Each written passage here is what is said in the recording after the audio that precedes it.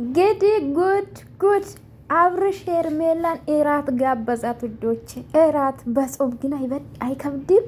ሄርሜላ የኔ ቆንጆ፣ ለነገሩ የሰኔ ጾም ነው ግን እንዲህ ጭራሽ አለች። ጋይስ በሰማም አብርሽ ሄርሜላን እራት ጋበዛት። እንግዲህ አትቃጠሉ፣ ይሄም ብሉ አለች። አትቃጠሉ ብላለች። ጋይስ መልእክት ያስተላለፍኩ ነው እኔ።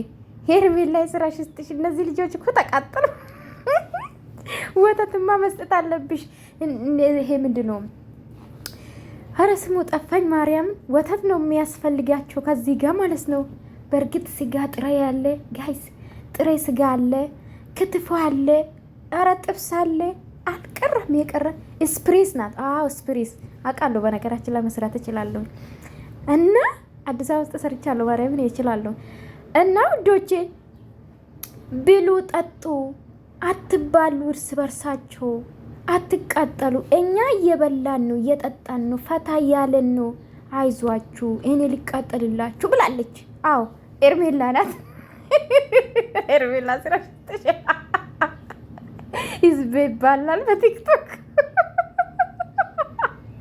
እንደው ይመችሽ እናቴ ትሙት። ተመቸሽኝ መቤትን ውስጤ እንዲህ ጠዋት ማለት ነው የጋብዘቻችሁ ጦርነት አይታችኋል አይደለ? እጨርሳችኋለሁ፣ እኔ ብቻዬን ሆኜ እጨርሳችኋለሁ ብላለች። አሁን ደግሞ በሱ ስለተቃጠሉ ምን አደረገች? ብሉ ጠጡ። እናንተ የመዳም ቅመሞች ስራ ከጨረሳችሁ በኋላ ብሉ። ዝም ብላችሁ ቲክቶክ ላይ 4 ሰዓት ቁጭ ብላችሁ አትለፍልፉ። ጨዋ አላችሁ። ጨዋ ዝም ብላችሁ የምትጫወቱ አልነካችሁም። የኔ ፍቅሮች ማለት ነው። አትሳደቡን። የምትሳደቡ ሳይሆን ፍቅር የምታስተላልፉ ሳይሆን የምሳደቡ ባለጌ የሆኑት ብሉ ጠጡ፣ ራሳችሁን ጠብቁ፣ ራሳችን ትሪት አድርጉ። እኛ ይኸው የለፋነው ውጤት የበላ ነው ብላለች። አዎ ብላለች። ይሄ መልእክት ነው ጋይስ፣ ከገባሽ አዳሚ ማለት ነው። ሄርሜላ ብሉ ብላለች እና አብርሽ እራት ጋበዛት። ምንም ማድረግ አይቻልም። ይማቸው።